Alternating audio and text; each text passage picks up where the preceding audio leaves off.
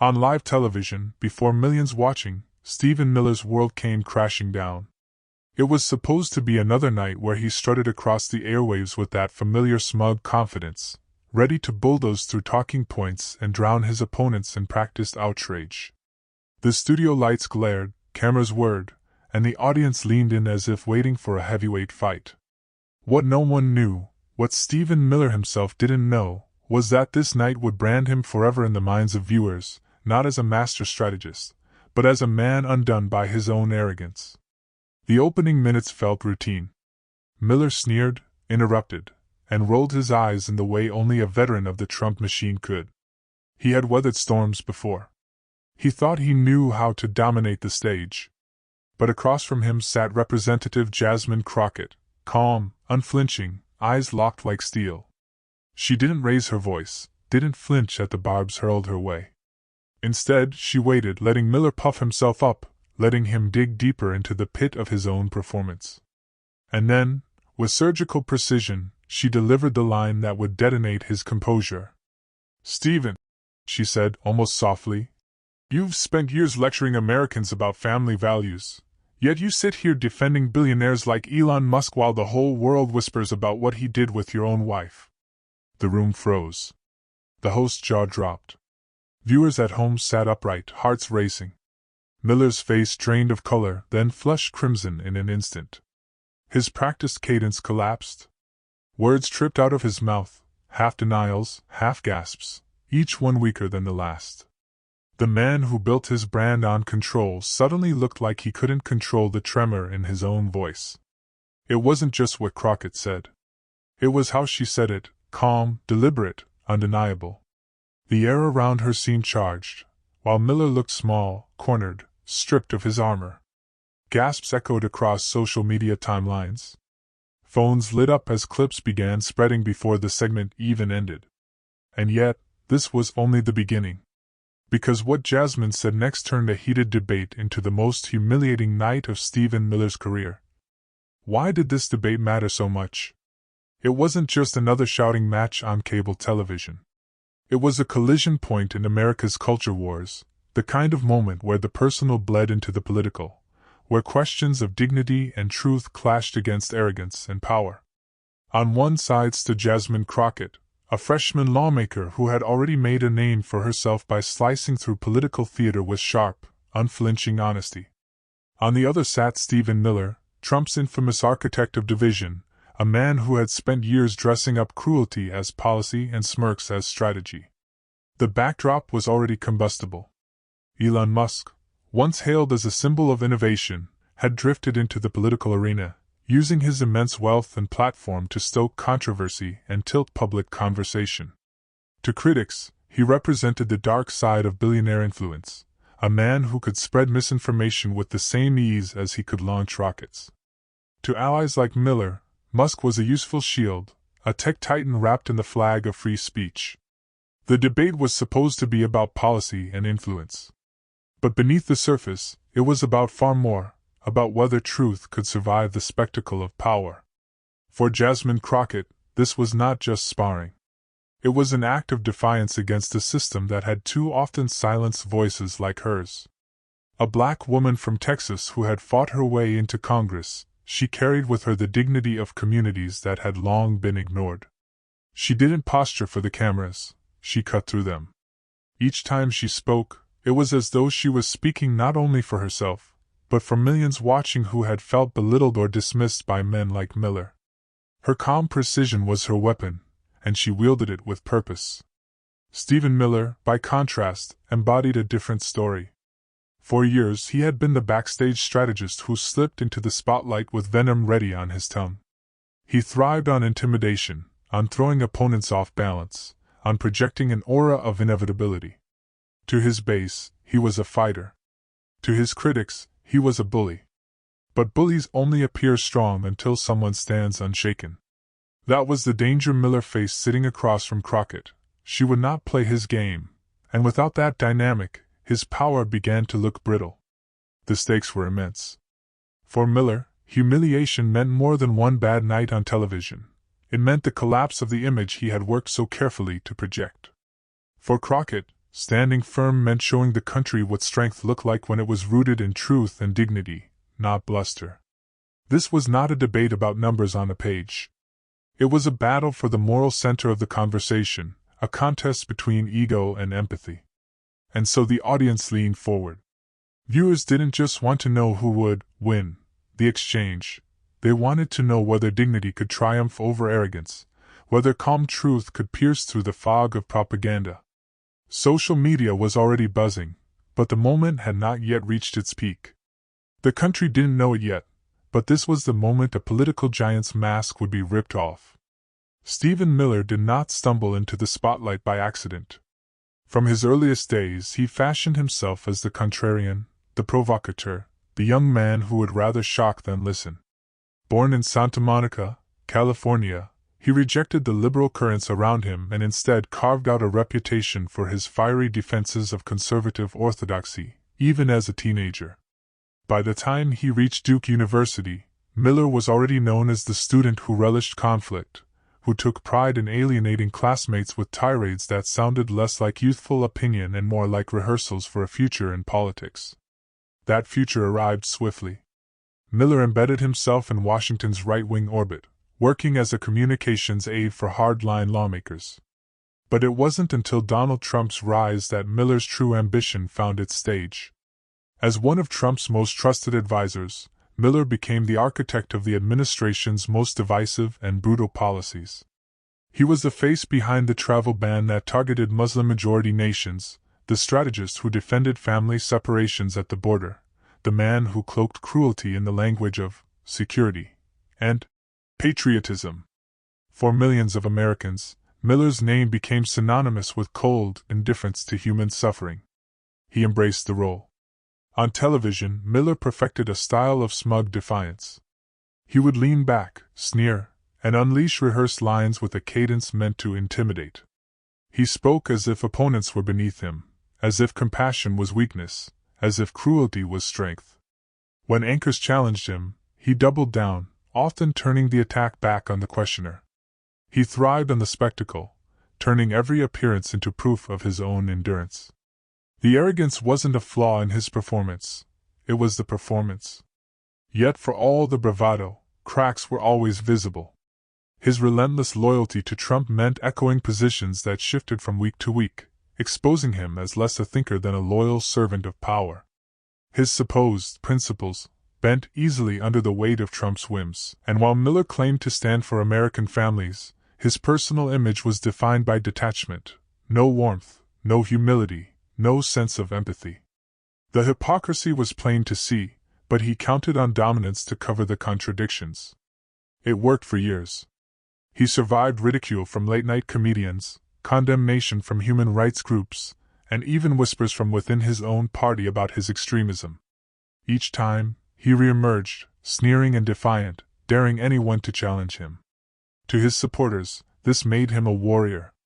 To his critics, it confirmed their belief that he was unfeeling, dangerous, and deeply cynical. But television is a merciless mirror. It captures not only the words spoken but the flicker of doubt in the eyes, the twitch of a clenched jaw, the flush of humiliation. And Stephen Miller had never faced an opponent like Jasmine Crockett.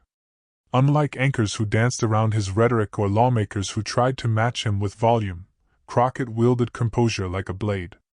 Against her, Miller's usual tactics, mockery, condescension, rapid-fire deflection, looked less like dominance and more like desperation. This was the stage where his arrogance would meet its reckoning. Years of cultivating the image of the unflappable strategist had led to this moment. The night he could not stop his face from reddening, the night his voice cracked, the night America saw not a master manipulator but a man stripped bare by truth. For an audience weary of his sneers and cruelty, the emotional payoff was undeniable. It was righteous, cathartic, a kind of poetic justice. Because Miller had built his brand on the suffering of others, his undoing felt like balance being restored. Viewers didn't just watch, they relished it. Social media feeds overflowed with laughter, outrage, and disbelief that the man who once spoke with such venom could crumble so completely. But Miller's carefully constructed image was about to be shattered, by one woman with the courage to speak the truth. Jasmine Crockett's story does not begin with privilege, connections, or the comfort of guaranteed power. It begins in the heart of Texas, where grit and resilience were not lofty ideals but daily necessities. Growing up, she saw firsthand the struggles of working families who fought to keep food on the table and dignity intact. Those experiences planted in her a conviction that justice was not an abstract word in a law book. It was something that had to be fought for, often against overwhelming odds. Long before television cameras or congressional microphones, Crockett's stage was the courtroom. As an attorney, she carved out a reputation as a fearless defender of the voiceless. She took on cases others avoided, representing those who couldn't afford high-powered counsel but deserved someone in their corner. She didn't just argue the law, she embodied its promise, often walking into courtrooms where the odds were stacked against her, and walking out having proved that persistence and precision could overcome intimidation. Her presence demanded attention not because she shouted, but because she spoke with a clarity that could not be ignored. Her path into politics was not the smooth ascent of someone bred for the role. It was the inevitable result of someone who could no longer watch injustice from the sidelines. Crockett entered public service with the same tenacity she carried in the courtroom, quickly becoming known as a lawmaker who refused to bow to theatrics or bullying. She didn't just occupy a seat, she made it matter. Her speeches were sharp, her questioning in hearings precise, her advocacy relentless. To supporters, she was more than a politician. She was proof that authenticity and courage could survive in a system often poisoned by cynicism. Crockett's identity was not something she tucked away to make others comfortable. As a black woman from the South, she understood that her very presence in certain halls of power was an act of defiance against centuries of exclusion. But she wore that reality not as a burden but as a source of strength. She spoke often of her community, her roots, her responsibility to carry those voices with her into every room. That sense of groundedness made her stand apart from figures like Stephen Miller, whose career was built on sneers and calculated cruelty. Where Miller projected icy arrogance, Crockett radiated empathy. Where Miller thrived on fear, Crockett embodied resilience. Her reputation grew rapidly. Clips of her floor speeches spread across social media, earning praise for their blunt honesty and refusal to indulge nonsense. Journalists noted her ability to cut through the fog of political spin with a single sentence. Constituents saw in her not a distant politician, but someone who still carried the cadence of her community in her voice. She had become, in many ways, a symbol, a woman who would not bend, who would not be silenced, who could meet condescension with clarity and mockery with facts. It was this clarity that made her such a formidable presence on live television. She didn't rely on sound bites rehearsed by strategists. She spoke with the authenticity of someone who had lived the struggles she described. And in a political landscape saturated with carefully staged performances, that authenticity was magnetic. Viewers could sense that when Jasmine Crockett spoke, she wasn't angling for applause, she was fighting for truth. The contrast with Stephen Miller could not have been sharper. He came from privilege, schooled in the art of provocation, cushioned by power. She came from grit, shaped by hardship, and tested in battles where losing meant real consequences for real people. He spoke with the smugness of someone who believed his position insulated him from accountability. She spoke with the conviction of someone who knew accountability was the very reason she was in the room. By the time the two sat across from each other on live television, their clash carried weight far beyond a single broadcast. To Miller, it was another opportunity to sneer, to dominate, to belittle. To Crockett, it was an extension of every fight she had waged for dignity, justice, and the truth. Millions would soon see why she had earned her reputation as one of the sharpest voices in Congress. And on this night, her relentless truth-telling would meet its ultimate test, face to face with Stephen Miller. The debate began as so many others had for Stephen Miller, with an interruption. Before the moderator could finish the opening question, Miller leaned forward, his voice sharp and impatient, cutting through the air like a blade meant to dominate rather than discuss. He dismissed the framing of the issue, rolled his eyes, and accused the media of bias. The familiar sneer curled on his lips, as if daring anyone to challenge his authority. For a moment it looked like the same old spectacle, Miller playing the part of the bully, soaking in the attention. But Jasmine Crockett didn't flinch.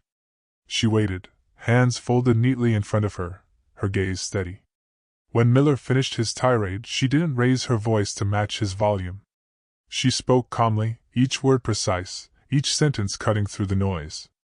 Her composure made his outburst look juvenile, as though he were a child throwing tantrums, while she remained the adult in the room. The contrast was stark, and the audience could feel it immediately. Miller grew more agitated. He leaned back in his chair, scoffing audibly as Crockett spoke. He interrupted again, this time with mocking laughter, trying to shake her focus. But Crockett never broke stride. She paused, let the interruption hang in the air, and then continued as though his noise meant nothing. It was tactical, a refusal to grant him the power he thrived on. And with every calm sentence she delivered, Miller's attempts at dominance began to look more desperate. The tension in the studio was electric. Viewers at home could sense it too. Twitter timelines lit up. She's not even blinking. Why does Miller look so rattled? Crockett is dismantling him with silence alone. The chatter became its own parallel broadcast, amplifying every flicker of Miller's unraveling. In the audience, the shifts were visible. Gasps rippled when Miller snapped that Crockett was too emotional to understand policy, a line so tone-deaf it triggered audible murmurs of disapproval. Crockett's reply, measured and unflustered, only deepened the contrast. Facts don't need theatrics, she said coolly, her words slicing through the tension like steel through fabric. The crowd hushed, as if recognizing that something significant was unfolding before their eyes. Each interruption only weakened Miller's case, exposing not strength but insecurity. His face flushed redder with every exchange, his hand gestures sharper, his voice strained. Crockett, meanwhile, leaned into stillness. Her calmness became louder than his shouting, her precision heavier than his sneers. The storm was building, but she was the eye at its center, steady, unmovable, unafraid. And then came the silence. After another failed attempt to cut her off, Crockett stopped mid-sentence, turned her full attention to him, and simply stared. The pause stretched, the cameras zoomed in, and for a moment the entire country seemed to hold its breath. Miller, visibly rattled, fumbled for words. The silence became his undoing, and Crockett reclaimed the floor with the authority of someone who had already won the moral argument. Social media exploded again. Did you see that stare? She just shut him down without a word. Memes were already being crafted, hashtags taking shape. The storm had reached a new intensity, but it was only the prelude. Because Jasmine Crockett had not yet delivered her most devastating line. But then, Crockett dropped the revelation that no one saw coming. The silence hung heavy, thicker than any insult Stephen Miller had thrown that night. Jasmine Crockett's eyes locked on his, unwavering, unblinking, like she had all the time in the world. Then, with the precision of a surgeon, she leaned ever so slightly forward and let her words fall into the microphone. "Stephen," she began softly, "you've spent years selling yourself as the defender of traditional values, lecturing America about morality and family. But tell me, how do you square that with the fact that the man you defend at every turn, Elon Musk, has been at the center of whispers involving your own wife?" The words cut through the studio like a blade. The air shifted. For a split second, there was only silence, then a wave of gasps rippled across the audience.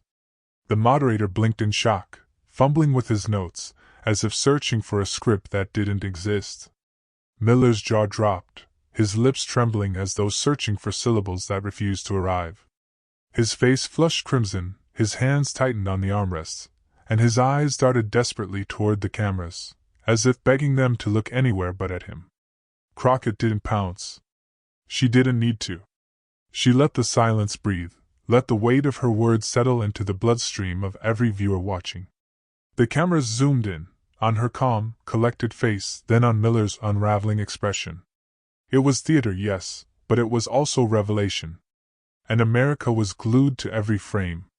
Miller finally found his voice, but it betrayed him.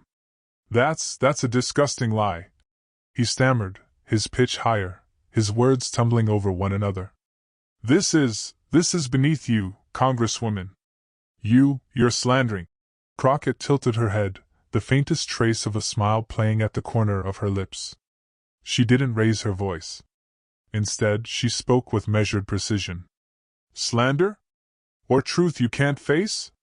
Because the facts are simple, Stephen. You've built your career on moral superiority. But the moment those values touch your own doorstep, your facade crumbles. America deserves to know who's really hiding behind all this bluster. The crowd erupted, half in gasps, half in applause. Some laughed in disbelief, others shook their heads in astonishment. Phones lit up instantly. Within seconds, Twitter timelines filled with clips. Jasmine Crockett just ended Stephen Miller on live TV. Did she really say that about Musk and his wife? The hashtag Miller Meltdown shot up the trending charts, joined by hashtag Crockett Mic Drop and hashtag Elon Exposed. In the studio, Miller's desperation grew visible. His forehead gleamed with sweat, his words came out broken, stumbling, half-shouted. He pointed at Crockett, trying to retake control. This is outrageous. I won't sit here and... But his voice cracked mid-sentence. The audience caught it, and so did the internet.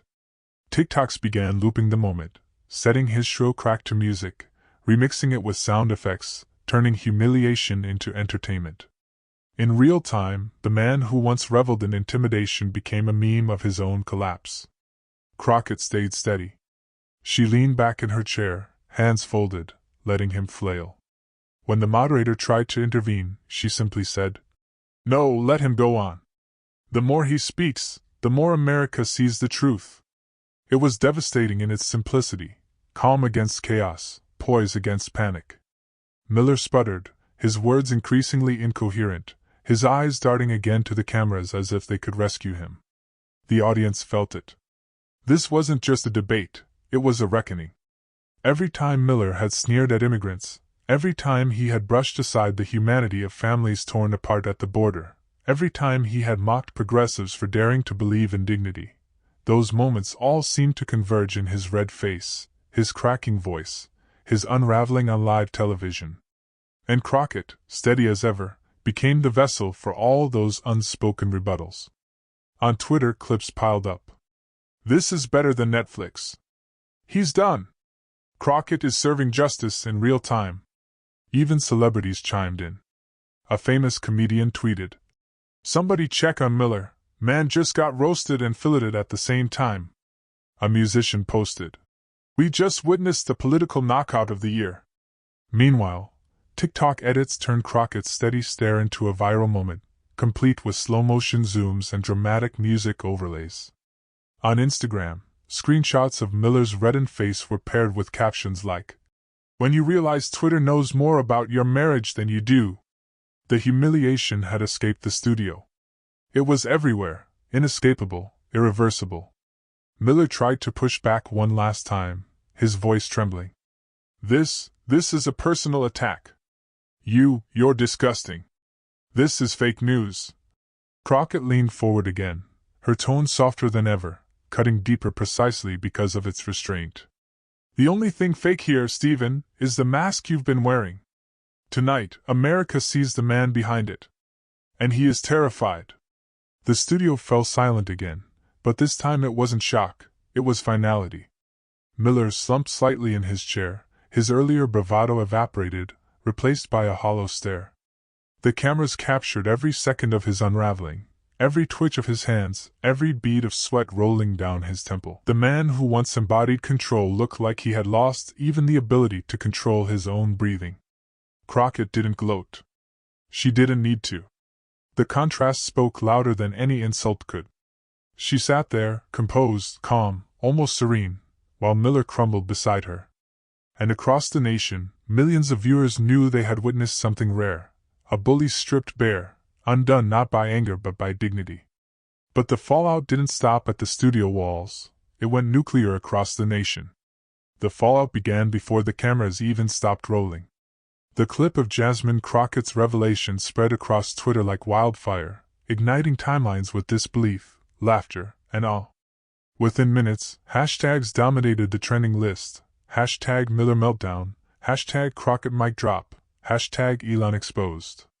Users clipped and reposted the exact moment Miller's voice cracked, slowing it down, zooming in, looping it over and over with captions like, "The sound of a career breaking in real time." TikTok stitched the exchange into remixes. Some paired Crockett's stare with dramatic orchestral music, others with pop hooks that turned the silence into a beat drop. One viral edit showed Miller stammering while text flashed across the screen. "When the receipts hit harder than your talking points." Millions watched, shared, and laughed. Instagram accounts filled with memes. Miller's flushed face became the internet's favorite punchline, while Crockett's calm expression was hailed as the new symbol of composure under fire. But the reaction wasn't limited to memes.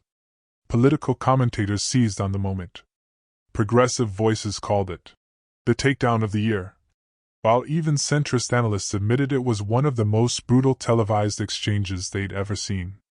Late-night comedians pounced, opening their monologues with jokes about Miller taking more hits than a bad Wi-Fi connection. One popular host quipped, "Forget popcorn, this was champagne-worthy." Celebrities joined in too. A Grammy-winning artist tweeted, "Jasmine Crockett just made history. That was a masterclass in dignity." An actor known for activism posted, "Stephen Miller thought he could bully his way through forever. Tonight he got bulldozed by the truth." The chorus of validation was deafening, and it turned the debate into something larger than a political spectacle. It became a cultural moment, one that people felt proud to be part of, like they had witnessed history live. And then came the ripple effect. College students organized watch parties to replay the exchange, cheering every time Miller's voice cracked. Activists began sharing Crockett's words as rallying cries, putting her quotes on posters and digital flyers. Teachers played clips in classrooms as examples of calm under pressure and truth versus spin.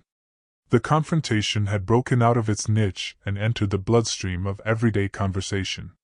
For Miller, the humiliation metastasized. He became a punchline across platforms, his name invoked not with fear but with ridicule. Once feared for his sharp tongue and icy composure, he was now remembered for sweat, stammering, and collapse. For a man who built his power on intimidation, ridicule was the worst defeat of all. Every meme, every replay, every mocking headline chipped away at the myth of his control. For Crockett, the opposite occurred. She was hailed as fearless, a modern-day truth-teller who had stood her ground against one of the most notorious political operatives of the era. Supporters flooded her social media pages with gratitude. "You spoke for us. Thank you for standing up to him. This is what representation looks like." She became not just a politician in that moment, but a hero for those who had long wanted to see arrogance punctured by truth. And for the audience, the reaction wasn't passive. People didn't just watch, they participated. They tweeted, posted, laughed, and shared as though they were part of something collective. The energy was communal, binding together strangers across states and time zones in a shared sense of catharsis.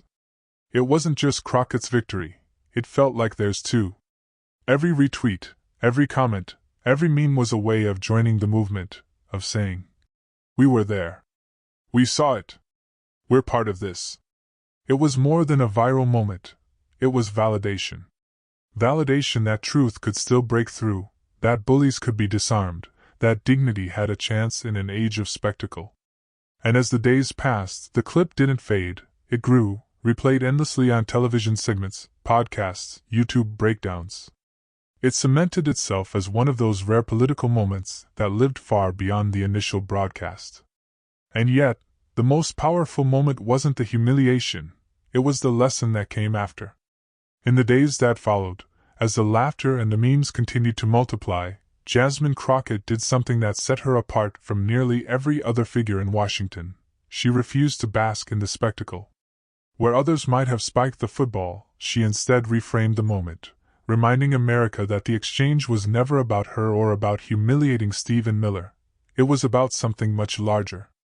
"Dignity," she said in an interview, "will always outlast arrogance. Truth will always outshine lies. What happened on that stage wasn't just me versus Stephen Miller. It was about showing that no amount of bluster, no amount of sneering, no amount of cruelty can ever erase the power of calm conviction. Her words struck a chord. For so many, watching her composure in the face of Miller's fury wasn't just entertainment, it was proof. Proof that arrogance could be met with steadiness, that lies could be cut down by clarity, that even the most aggressive propaganda machine could falter when one person stood their ground with dignity. The lesson was clear: one voice, steady and unafraid, can pierce through the noise no matter how loud or intimidating it may seem. Commentators began to say the quiet part out loud, that Crockett's victory was not about a soundbite, but about a principle. She had demonstrated that in a political climate saturated with division, shouting, and cynicism, the most radical act was to remain grounded in truth. In that sense, her takedown of Miller became symbolic of something bigger: justice, in real time. For viewers who had felt exhausted by years of disinformation and cruelty parading as strength, the moment gave them more than a laugh. It gave them hope. Hope that dignity could still stand its ground. Hope that arrogance was not invincible.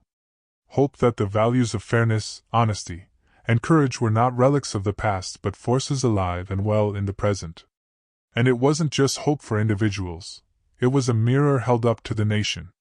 The Crockett-Miller clash became a reminder that America's resilience has always come from people willing to stand, even when the odds are stacked, even when the ridicule is relentless, even when the bully seems untouchable. It was a story as old as America itself, the story of those who refuse to bow to arrogance, who believe in justice not because it's easy but because it's necessary. The emotional crescendo came when Crockett distilled the meaning of that night into a single truth. What Miller tried to weaponize as insult became the very proof of my strength, and America's resilience. That line resonated because it captured the essence of the entire confrontation. Miller had tried to project dominance, but it exposed his fragility. He had tried to turn cruelty into a weapon, but it only revealed Crockett's composure. In attempting to humiliate, he had humiliated himself. And in the wreckage of his unraveling, what stood tall was not his arrogance, but her dignity. For Americans watching, it was more than a political skirmish, it was a parable. A reminder that no matter how loud the lies, no matter how polished the propaganda, truth spoken calmly and courageously can still win. That justice, though delayed, can still arrive in the form of a single mic drop moment. And that resilience, the kind embodied by Crockett, is what carries the nation forward. In that way, the debate transcended the studio, the trending hashtags, and the viral edits. It became something lasting, something worth remembering, proof that justice doesn't always roar, sometimes it whispers with calm precision, and that whisper can bring the loudest bully to his knees. On that night, before millions of viewers, Stephen Miller's unraveling was more than a personal humiliation, it was a cultural turning point. The mask slipped, and the nation saw arrogance collapse under the weight of its own contradictions. Jasmine Crockett's composure didn't just expose a scandal, it revealed a truth that resonated far beyond the television studio. Dignity can outlast even the loudest bully. This story isn't just about politics. It's about the strength that comes from standing steady when others lash out. It's about the resilience that defines us when power tries to intimidate, when cruelty tries to silence, when arrogance tries to win. And it's about remembering that truth doesn't need to shout, it simply needs to stand. But here's the part that matters most: moments like this don't echo unless we make them echo. Dignity only wins when we amplify it together. Every share, every conversation, every replay keeps this truth alive and pushes back against the noise that tries to drown it out. So if this moment inspired you, if it reminded you that arrogance isn't strength, and that truth can still break through, don't let it fade. Share this story. Keep it alive. Because when we amplify dignity, we make it stronger. When we amplify truth, we make it unstoppable. And if you want to be part of a community that refuses to let arrogance define our future, join us here. Subscribe, share, and stand with those who believe that America's resilience comes not from fear or cruelty, but from justice, dignity, and truth. Together, we are louder than any bully, stronger than any smear, and more enduring than any lie.